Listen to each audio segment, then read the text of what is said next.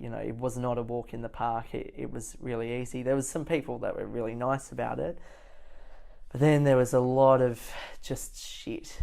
And I just remember, like in sport classes, I dreaded sport. There was so much testosterone, and the boys would literally pick me up and throw me around the change room. What is up, everyone? I am Lachlan Samuel, and this is the Open Up Podcast, the show where real people open up and share real stories of struggle.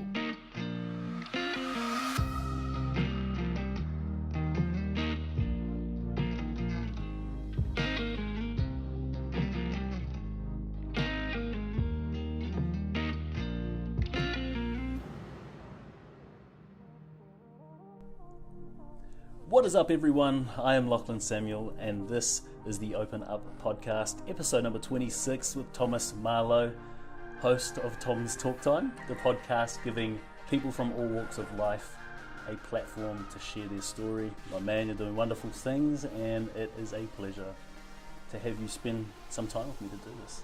Thank you, Lachlan. I have to say, it's a little bit funny being on the other side of the microphone. I'm not nervous, but it just feels weird. I love to be the one asking the questions. And you're good at it. Well, thank you very much. It's thanks for having me on. My pleasure, brother.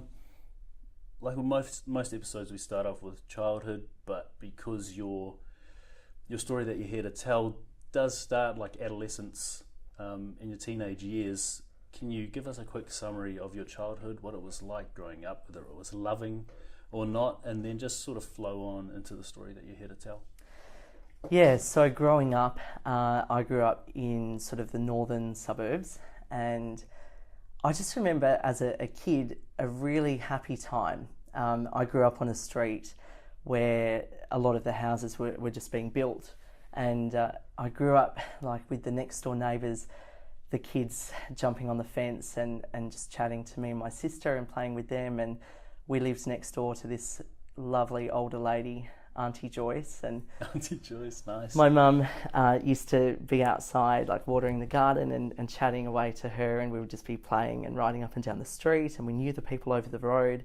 And it was a really tight-knit, lovely community. And if you can imagine the TV show Neighbours, it was kind of like growing up on that. It was a really friendly, happy time, and we walked to school every day, and we played outside. My parents had this beautiful garden and cubby house, and I just remember a lot of fun, a lot of good times.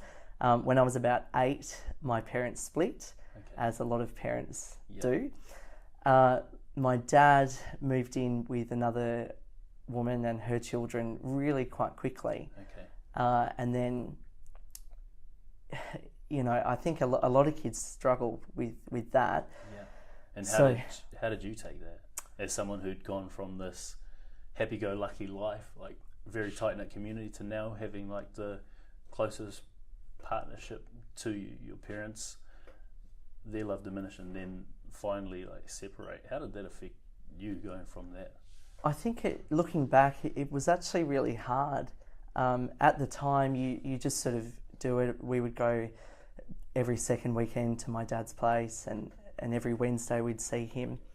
Then it got a little bit harder because we jumped around a little bit with my mum to different rental properties and things like that. Still in the same area, which we're really lucky.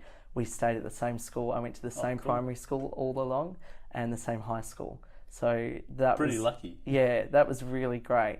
But I learnt very quickly it didn't matter where I was, especially with my mum and sister.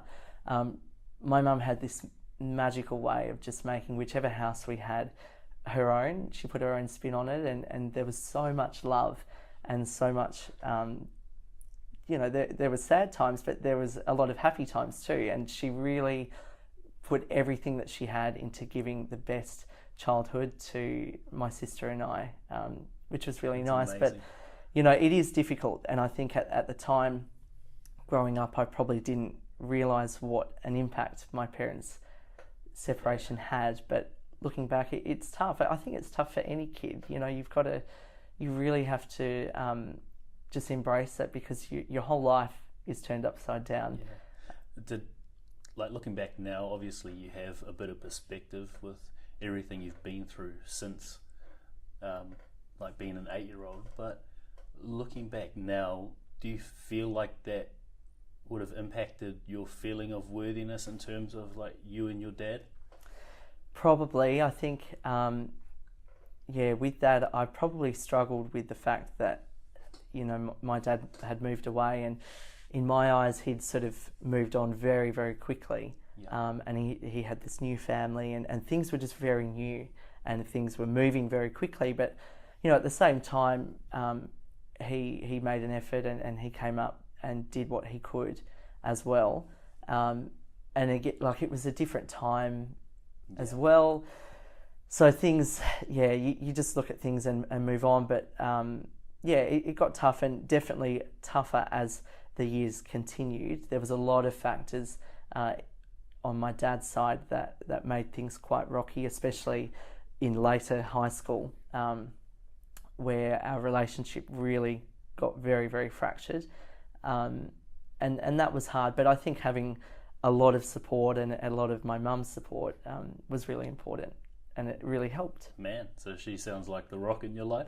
She is, I'd say. Yeah. Shout out, Mum. Yeah, no, she's always worked very hard, and she's always put everyone else first, which I think is really nice. I guess, looking from an outsider's perspective, obviously you're living in your life. You have to live it, but I'm assuming that you've taken on those traits of your mum. I would hope so. Hard-working, putting everyone else first, because God damn it, dude, you're hustling.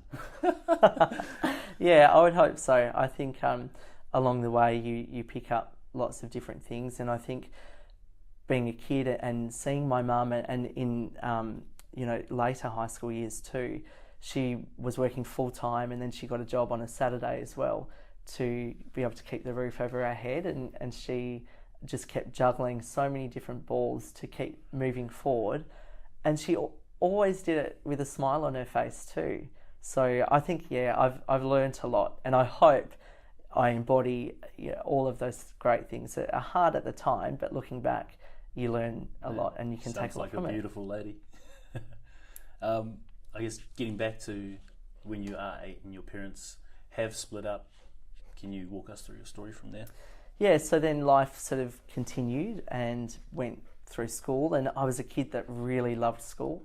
I always, on the school holidays, I would drive past the school or walk past the school and just wish I could be back there. Not so much for learning, but for I love talking. I just loved being around my friends, and I just loved, it was the happiest time just being a kid and going to school. I just loved it.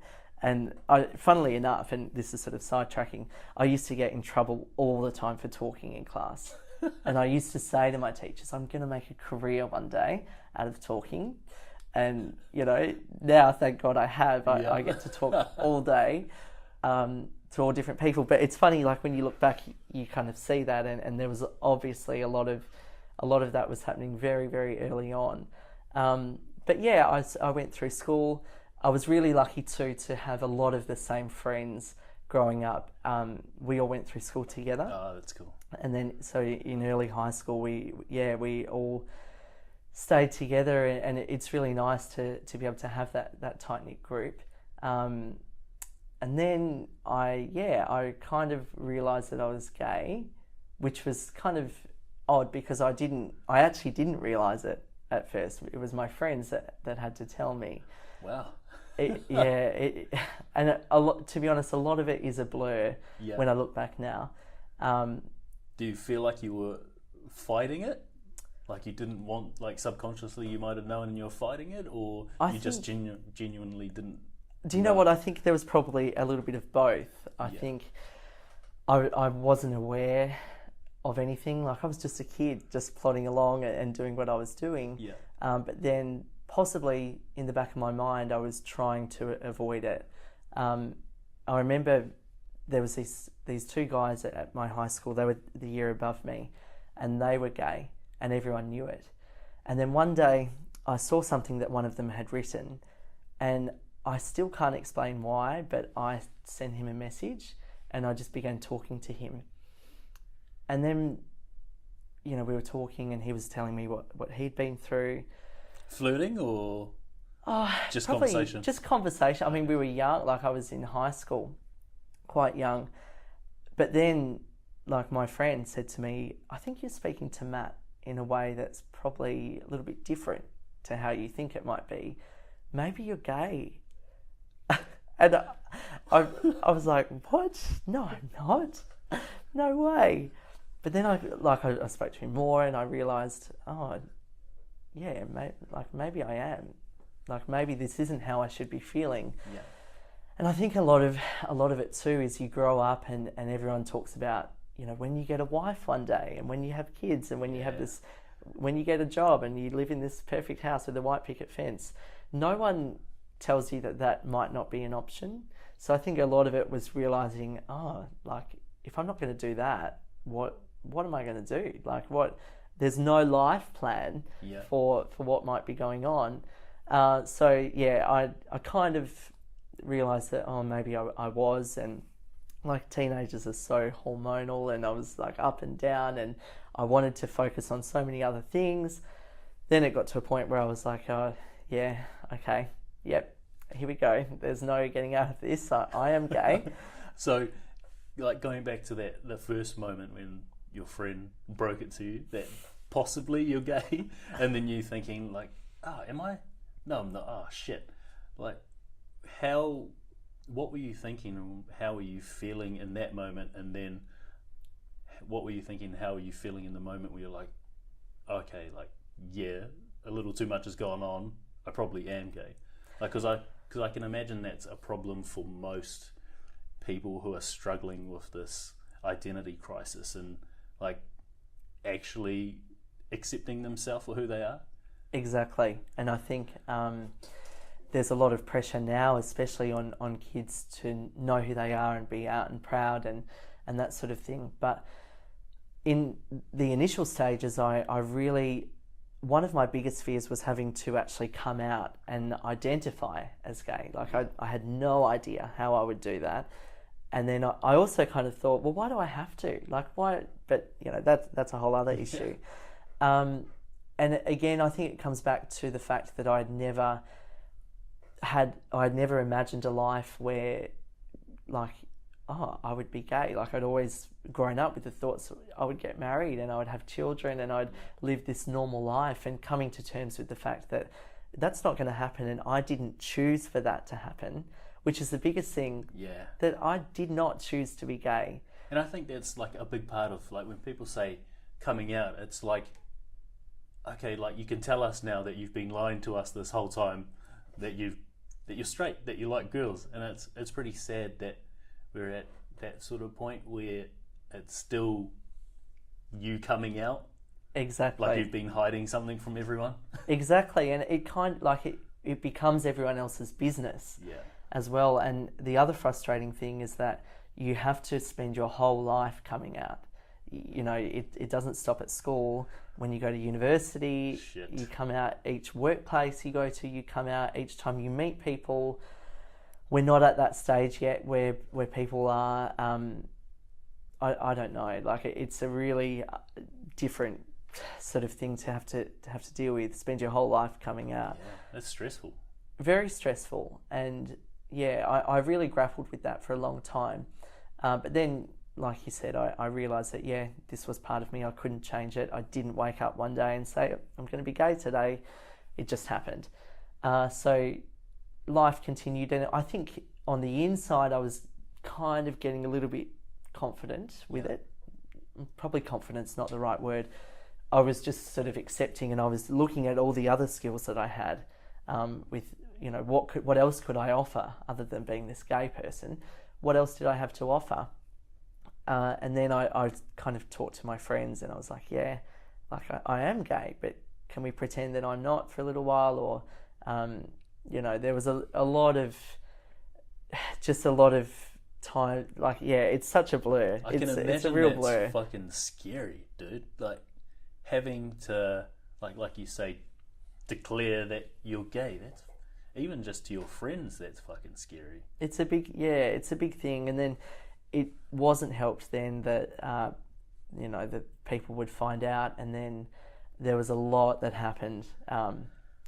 It was not a walk in the park. It was really easy. There was some people that were really nice about it, but then there was a lot of just shit. And I just remember, like in sport classes, I dreaded sport. There was so much testosterone, and the boys would literally pick me up and throw me around the change room. They would steal my bag, throw my bag around, throw me around, lock me in the toilet, kick down my door in the change room, scream at me, like chanting, like just, it was really, really tough. And then it was those big scale things, but then it was like the small remarks, like I would be just walking past someone and they'd just be like, faggot, gaylord, how you going, gay guy? Like those constant remarks all the time that was just chipping away at me. And I kind of learnt to like block them out. But that sucks, man, because that's like pretty much telling you you're not accepted being who you are, even if you're not acting in a way that's like seen like stereotypical gay, like flamboyant. Even if you're just walking and someone says gaylord, it's like, oh fuck, like okay, it's not okay to be gay. Like, so that internal struggle must have been fucking hard. And I didn't know what to say to it, because like the answer was yes I am. what do you want me to say? Like, no, I'm not. And for a long time I said, no I'm not, no way, no, I'm not gay. And then I got to the point where I was like, well, what's the point in even responding? But then, I look back and I would have people follow me home. People would be waiting for me in the park, and they would be screaming, like literally screaming at me, chasing around me, throwing things at me. And then, I feel sorry for people like my sister who would see that. And, I sort of said, don't say anything to anyone, or my friends. It was a tough time. I look back now and I just think that young 14, 15-year-old boy is so strong. I don't, like I said, it's like a big blur, but it was a tough time. I don't think many people, like apart from extreme like racism, like what Muslims are going through at the moment, I don't think many people would have to deal with something like that, like not being accepted because of something that you naturally are. Like, I can understand if it's something that you can change about yourself, but that's got to be hard. Like, that internal struggle must be so hard, especially for a kid. But like, when you look back at that, do you look back with a different perspective now, like at the perpetrators, at the people bullying you, as like that was their insecurity? Yeah, I do. I really do. And time is such a great thing. Letting time pass is really wonderful. And looking back and thinking, I wish I could tell that young boy that it gets so much better. Kids are stupid. Kids say and do really, really silly things. And interestingly, the year that I left high school and even for the couple of years after that, I got a couple of messages from some of the real sort of people that caused the trouble. A lot of the boys saying, you know what, mate, like, that was really dumb and I'm really sorry. And like, I don't hold that against anyone, because kids are dumb. Kids are bullies too. I was not a perfect kid either. So you just have to live through it. And then I think, looking back, those events that happened, I'm so much stronger. I can deal with so many things now because I've been through that at such a young age, that nothing really phases me. Like, I can go through life holding my head high, knowing who I am and standing proud and not being thrown by things. So it worked out in my favour. It's a good test to have to go through. Not obviously not at the time, but like looking back now, that's a good experience, man. I guess to move on with your story, you're now at this point where people, I guess, generally know that you're gay. Have you come out at this point yet to your parents, or is it still just among your friend circle? Yeah, it was still, so I was about 14 or 15, and it was still very much at school. I then went on a tour for the music program I was in through school, over east to Canberra. And I had a music teacher at the time who, like, I look back now and she was one of the most remarkable people that I've ever come across.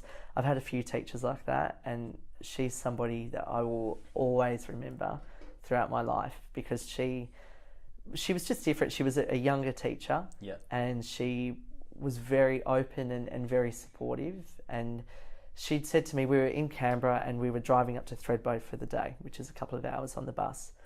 And she said, "Oh, Tom, just sit next to me. I just want to have a chat to you."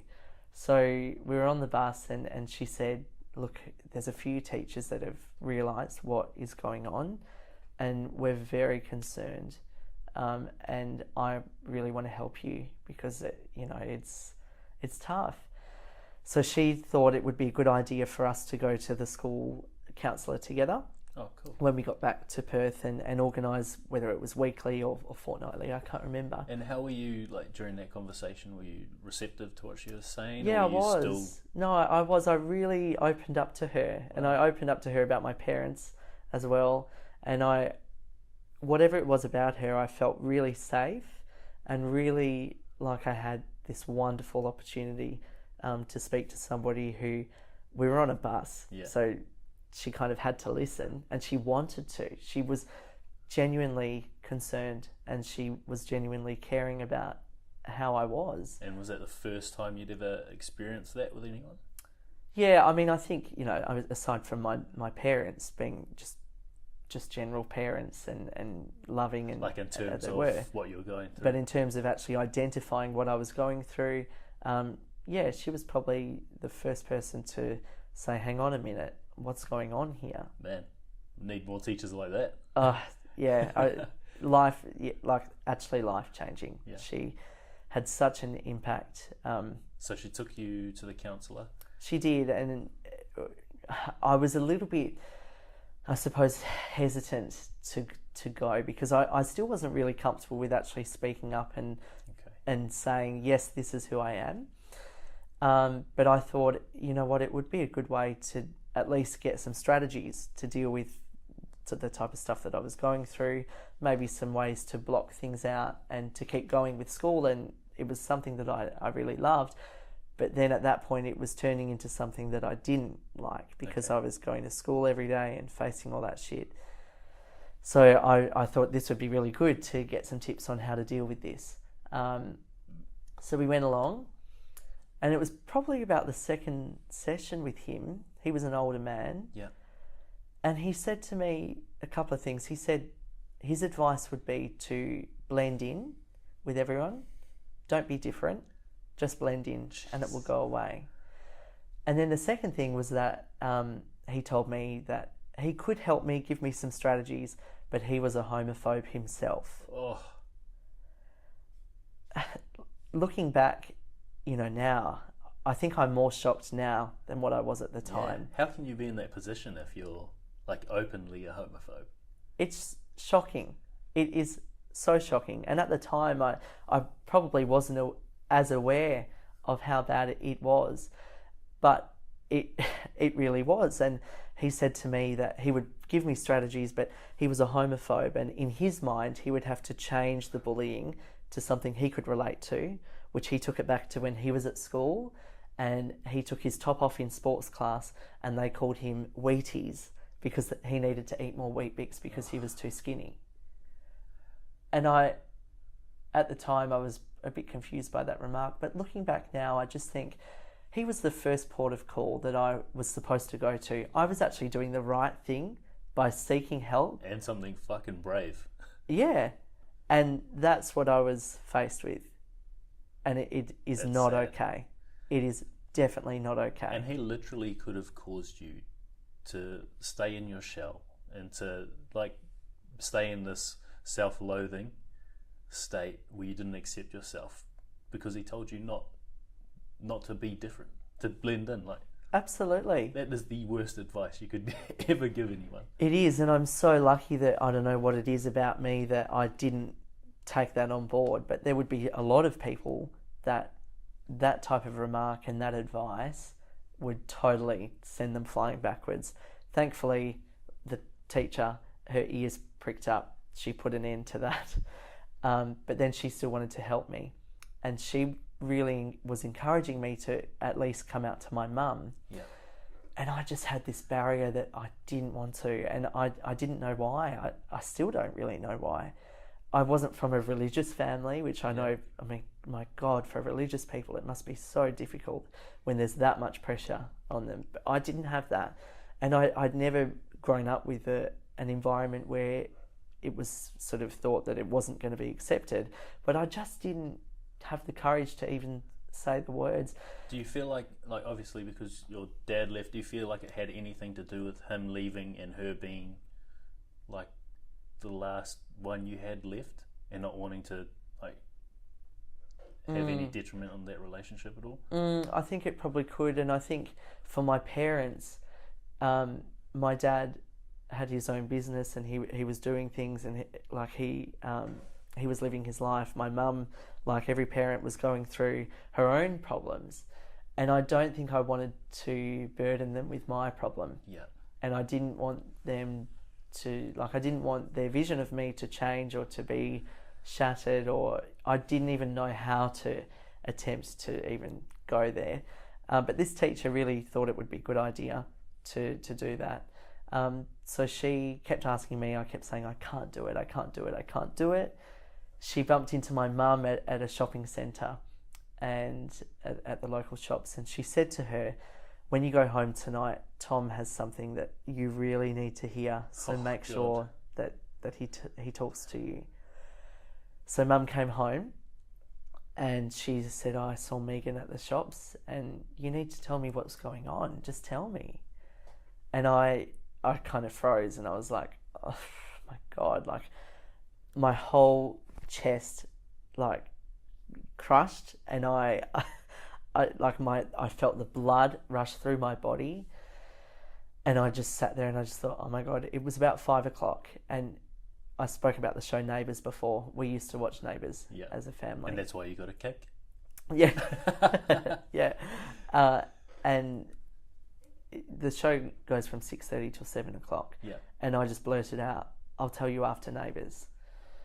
So I went away and came back out to watch Neighbours, and every ad break I knew it was going to be getting closer to 7:00, and my heart was thumping bigger and louder and heavier, and I just felt this crushing weight, like ridiculously. I thought I was going to implode on the inside. I've never felt that much, I suppose you would call it anxiety or like a bit of shame, or I couldn't even physically say the words. So 7:00 came, Mum turned off the TV and said it's time to tell me.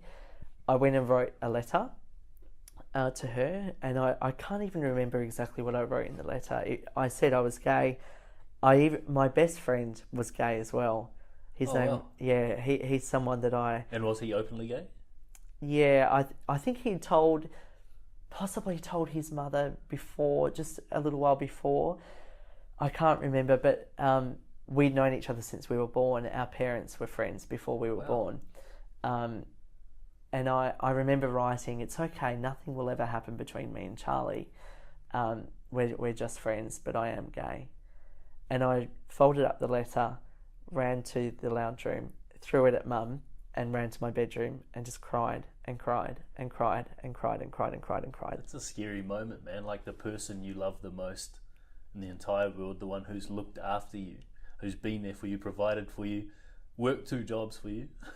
Like shit, that's a scary moment to like just sit there or lie there waiting to hear whether she accepts you for who you are or not. And I felt like I was letting her down. I really did. And I felt like this person that she maybe thought I was, like she would have to get to know me again, and that it wouldn't be a good thing, and I only saw negative things about it. Yeah. So anyway, I she got the letter, and she actually wrote me a letter back, and I woke up to it on my bedside table, and she just sort of said that she loves me. She was upset, but I think she was very upset by the fact that I didn't feel confident to speak to her about it, because I had this beautiful relationship with her, but I didn't feel confident to share it with her. And I think a lot of it was the sadness that she felt to what I would have to deal with in my life, and possibly what I already had been dealing with. And people talk about this weight that gets lifted off your shoulders when you come out. And I can honestly say it didn't happen for me. Not initially. It did eventually. But I then walked around feeling like, I actually kind of felt like I was naked, like walking around, because everyone like knew. And I felt, even though Mum certainly never said this, but I felt like I was this gay son. Like I wasn't her son, I was now her gay son. Yeah. And the future looked a little bit different. And, you know, when people would ask her, oh, does Tom have a girlfriend? Like, what do you say to that? Like, you know, there was all these other things going on. And yeah, I mean, like I said, it is a big blur. But thank God for time, because eventually, you know, the more I went through things, the more I got older, things sort of started to settle as well at school. And then I started thinking like, yeah, okay, this is who I am. And it's okay. The sun still came up the next morning, and life continued. But it was a very difficult time. Yeah. And how's your relationship with your mum now? It's really great. And we spent a long time not really, like, we spoke about it, but not really fully. Yeah. But now, like, there's no hiding, and there's no anything. It's really open. It's amazing. And I eventually told my dad as well when I was 17, I think, at the time, and our relationship had really crumbled for other reasons. And I just knew I knew that he knew, but I had to tell him as well. So I think when I told him, that's when a lot of the weight was lifted. Okay. And thank God, you know, he was okay with that as well. So unfortunately, life has happened in a way that I don't have a relationship with him due to, you know, outside reasons and other reasons. But I felt better that I was able to get that off my chest. And then leaving school as well, and going out and getting older. And, you know, I remember the first time I went to the court when I was 18. And I just remember looking around. And the court is, for someone who doesn't know? Oh, for someone who doesn't know, the court is a Perth gay club and bar. But it's not just that. It's not, you don't have to be gay to go there. But it's a very friendly, happy, fun party. Like, I just remember going there at 18 and just being like, I can breathe. I don't have to hold on to all this negative energy. Like, I can just breathe. I can just be like, it's okay. Like, it is okay to be here, and it's okay to be who you are. And to, you know, to continue that way. And so is that the feeling you have in life in general now? Because obviously that would have been freeing in the moment to find a space where you can just be you and be comfortable being you. But like, looking from the outside now, having spoken at the panel with you, and you being so open about it all, having this amazing relationship with your mum, we can now speak about it openly. Is that life for you now? Just being free, being you, Thomas Marlow, not gay Thomas Marlow? I think so. I think, like anything, it is a work in progress. And my biggest thing is that, you know, I would love for one day to be able to go into a room and to be introduced as Tom, the journalist, Tom, the person who plays volleyball, person whose favourite food is cheesecake, who is born in September, who is gay. I would love for them to all mean the same thing. Because if I was to say, I'm Tom, I'm a journalist, I play volleyball, my favourite food is cheesecake, and I've got a wife, people's ears don't prick up. But still, the minute you say, oh, he's gay, people just their ears prick up and they think, oh, gay. And it works both ways. There's the very religious side where people think gay people should go to hell and it's a sin and, they could never have a gay person in their life. Yeah. But then there's the other side where people talk to you in a different way of love and they're caring and they say, oh, I've always wanted a gay person in my life. I've always wanted a gay friend. I can't wait to go shopping. I love gay people. I don't want to be loved for being gay. Yeah. I want to be known as Tom, the hard-hitting journo, or Tom, the guy that's got a podcast, or Tom, the friendly, funny, caring guy who happens to be gay. And I think if I was out and proud and flying the flag all the time, people might not take me as seriously as when I can prove to people that, I'm all of these things. And yeah, I'm gay. But it's not in people's face. Like I'm not ashamed of it. And I know that, I'm certainly not discrediting the amazing work that gay activists and all of those people that have stood up and flown the flags and been proud. I'm not discrediting them in any way, shape or form. But I am very conscious of being able to speak to all types of people that might not be comfortable with it. And, that's just the reality that goes with it. But I am very happy to walk into a room and admit that, yeah, I'm a gay person, to go to the court and be like, yeah, I'm gay, to say that, yeah, one day I probably will marry a man, and that's that's taken me a long time to be able to be accepting of. That's cool, man. And like when you're speaking about not wanting to be known as gay, Tom, I don't think I've, since I met you, spoken to anyone about you and mentioned you're gay. I think I just mentioned the fact that you have a podcast. It's never really occurred to me to say that you're gay, but I think like Elton John, yeah, everyone knows he's gay, or like George Michael, because they're just so good at their craft, because they provide so much value with the content that they're putting out within the music industry. No one says like George Michael, Elton John, the gay singer. They're just referred to as who they are, and that's what you're eventually going to come into if you keep working on your craft with podcasting and with being a journo. That's what you're going to get, bro. Like, the proof is in the pudding, and you're putting in the work. Yeah, it is. And I have to say, one of my biggest influences and inspirations is Narelda Jacobs from Channel 10. She reads the Channel 10 news at 5. And I went all through school. I've wanted to be a journalist from when I was about 7 years old. And growing up, watching her, she was behind the news desk and reading, being a news reporter and a newsreader in a career that I really aspired to. And she happened to be gay. She's so cool. The first WA Indigenous newsreader and openly gay newsreader for a commercial network. And she is somebody that I'm so thankful for, because she has taught me that she can do a kick-ass job and be so respected in her industry. And she's gay. And she's got a double barrier. Exactly.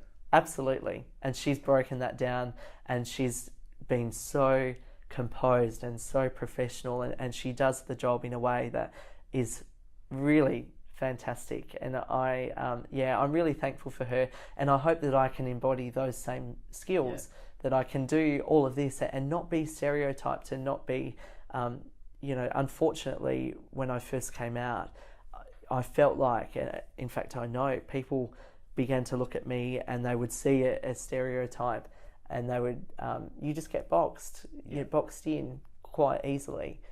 So to be able to do those things and to be able to prove to people that, yeah, I'm gay, but I don't have to identify as this all the time, I'm all these other things, has been really rewarding, and that's my biggest thing now. Yeah, it's awesome that she's been like the shining light, or the guiding light for you, showing you what's possible, that you can break down the barriers and just be someone who is good at their craft.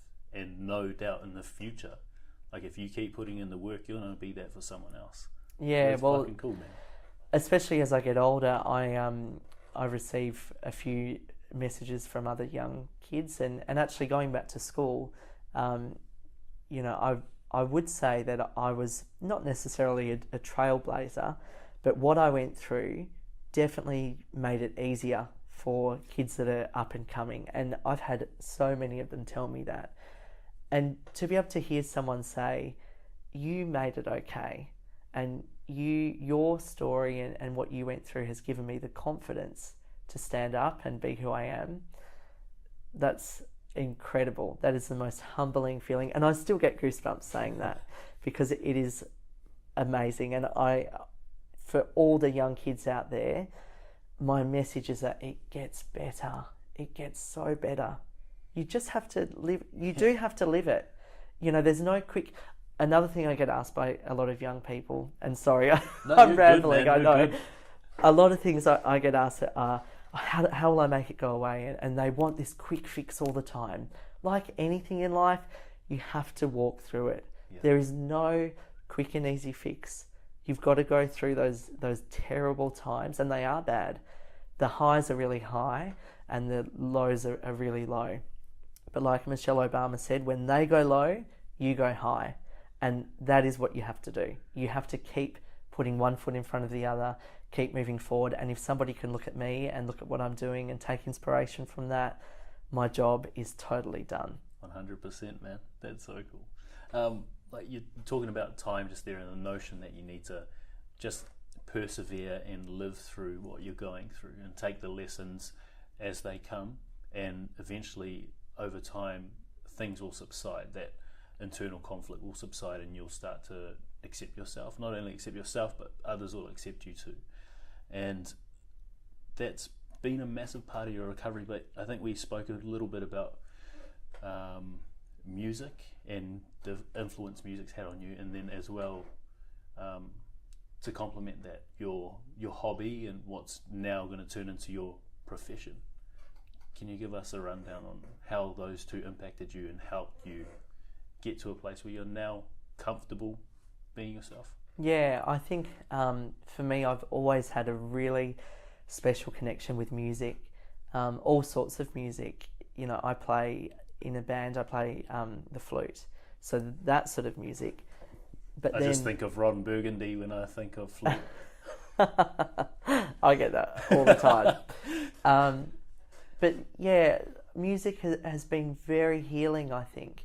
One artist in particular is Pink, and it's very well documented, my love for her.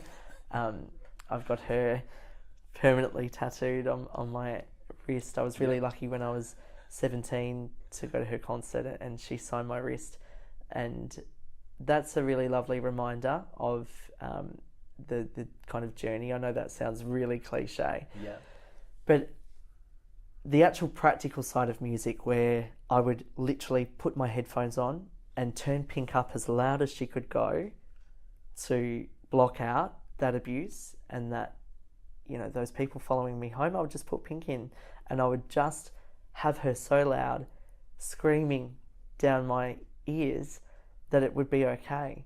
And I knew that I could switch on a song, and you kind of go in to this different journey and this different world. I just remember listening to her albums and just feeling free.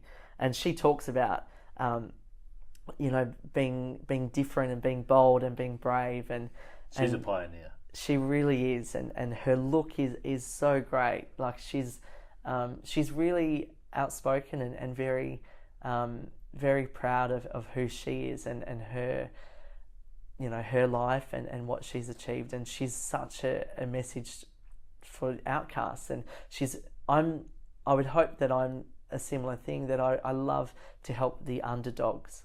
And she's very much one for the underdogs, and I really would say her music changed me. As corny as it sounds, I'm so grateful because it had such an impact. That's cool, man. And I think you just need to try things, and then what sticks, just keep going with it. If music works for you, awesome, keep going with it. If it doesn't, then find something else. But I'm glad that worked for you. I'm grateful.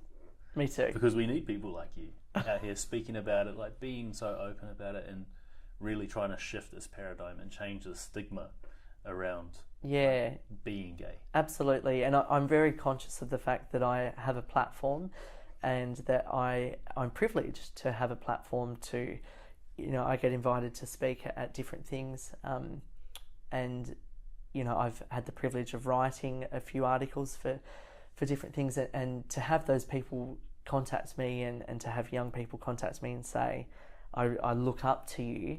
There's a lot of responsibility in that as well, and I should practice what I preach, and so speaking out about it is very important, very, very, very important. And I suppose that kind of happened last year when the same-sex marriage plebiscite came about.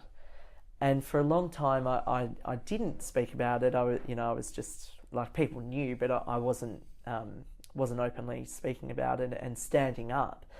But then that came about, and all of a sudden, I had people discussing my life and questioning my life and telling me how they thought it should be.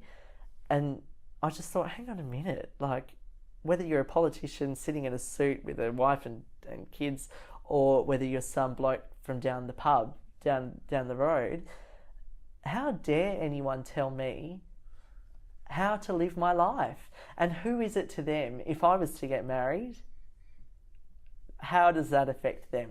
Exactly. Like, why we spend so much time, energy and money trying to ban love? I don't get it. I do not get it. Like, why? There's so many other big issues out there. And that is when I found my voice, and I thought, I have a responsibility here to stand up. But in saying that, though, I'm very conscious of not rejecting people's opinions, and everyone is entitled to an opinion, absolutely. And I'm all for expressing your opinions. But you need to respect mine as well. And you need to possibly agree to disagree. And you can tick the no box, and that's fine. But then don't shame me, and don't shame my friends and my family for ticking yes and supporting me. And don't box me either. Like, don't, because everyone's got a right to an opinion. The fact that we even had that debate, I think, is very troubling. And for the young people, I look at myself, as I've just told that story of when I was 14. What would I have felt in class, hearing on the news that people were, all of a sudden the conversation was taken away from them? They had to choose. Their family, here's me not wanting to tell my mum. What about when this postal vote is sitting on the kitchen bench and your parents are saying, this is how we're going to vote. This is how we're voting as a family. How terrible is that? Yeah, that's scary. And I think when you look at like government and politicians, generally they're the older generation. So like they've been imbued with this thought process, and some of them have shifted, but I think that's going to fade over time. It is going to take time, like you said, but it's sad that it's still that way, and I think that's just a lot of insecurity on most people's part. If you're ticking no to that shit, you're probably just insecure about yourself and worried. You're worried, especially guys, worried that a gay guy's going to like you. Like, come on, get over yourself. Do you know, another thing I've had to deal with is I've got a lot of straight friends who are males. Yeah. And I've never had an issue with having friends that are straight. Like that, again, it comes back to me not being out and proud all the time. But I once had this one comment from somebody who said to me, you do know he's straight. And I was like, well, yeah. Fuck. And he's like, well, don't you think he might think that you're trying to crack on to him? And, just because there's a male doesn't mean that I'm going to charge at them. And I've, I'm not attracted to every single male, just like straight people aren't attracted to everyone. That is still a very big misconception that it's taking a little while to break down. Yeah. And that's sad. It is sad. Like, it's ridiculous, actually. Ridiculous is what it is, because by no means am I attracted to every single male that has walked this earth. Yeah, and how do you see, like, obviously, after going through everything you've been through, like this new perspective you have, this new freedom you found in life, how do you see us shifting the paradigm or ending that sort of stigma or that sort of notion that people have? I think kind of like what I said before about people looking at you and seeing you for who you are as a person. And that works both ways with the gay community. I don't want to say backing down, but being mindful. I think mindfulness is a huge thing. And until we can reach that equilibrium of just life, and I think now with gay marriage legal in Australia, that is going to be huge, because kids are going to grow up, and just like us now, looking at women not being able to vote. Yeah. That blows my mind that was ever a thing, because I didn't grow up in that era. But for kids that are growing up now, they're growing up knowing that marriage is between a man and a woman, or a woman and a woman, or a man and a man. And that is amazing. Is that exciting? That is, the impact that will have is just huge. So again, it will be time. It may be 10 years, 20, 30, maybe even 40 years for those real shifts to happen. But until we can start looking at everyone just sort of equally, and looking at people's strengths, and getting rid of that automatic stereotyping, I think that's when the real change will happen. But, I mean, I said about the postal vote, but thank God it got done, because, thankfully it is now legal. Australians have had their say, and to the politicians that did it, whether they went about it the right way or not, that's in the past. It's time to move on. Yeah. It's time to leave the past in the past. It's time for people just to move forward and just get on with their life. It's cool, man. You're going to be a catalyst for that change. I believe it. I hope so. Deep down in my plums, I believe it. Thank you. I guess like a few quick questions and then we'll wrap up. What would you say the quality of your life is like at the moment? Really good. Yeah. I'm in a very happy place. This year has been probably the best year of my life, and I think that comes with being very comfortable with who I am as a person. But I think, again, I'm going to go back to time. The more you get older, the more you just realise, like, we're so lucky to live in Australia. I get to go to the beach all the time. I can drive in my car anywhere I want to. I'm lucky enough to have a job. And, I really think that I'm starting to become very, very grateful for what I do have, and the luck that we do have. That's beautiful, bro. That's awesome. Looking back, would you change anything that's happened? That's a really good question, and I wouldn't. I would go through everything I went through, because it has made me who I am today. Yeah. What I do wish I could do was go back and tell that young boy, give a little glimpse of what was to come, because it, like I said, it gets so much better. I would possibly change the way that I did things. Like, I would maybe not come out to my mum as early as what I did, yeah, because I don't think I was ready, and I think that possibly set me backwards a little bit. Even though there was good intentions there, and even though it was okay, you have to come out when you are ready, and no one else can make that judgment for you. You know when the right time is. And so for someone who thinks they're doing the right thing, like your teacher was, if someone's listening right now and they know someone that they feel is gay, that they want to help come out, and they're thinking of doing something like that, what would your message to them be? It's tough, because sometimes people need that push, and people need to know that you're there. But then there's a very fine line. So I would just say, just be a good friend.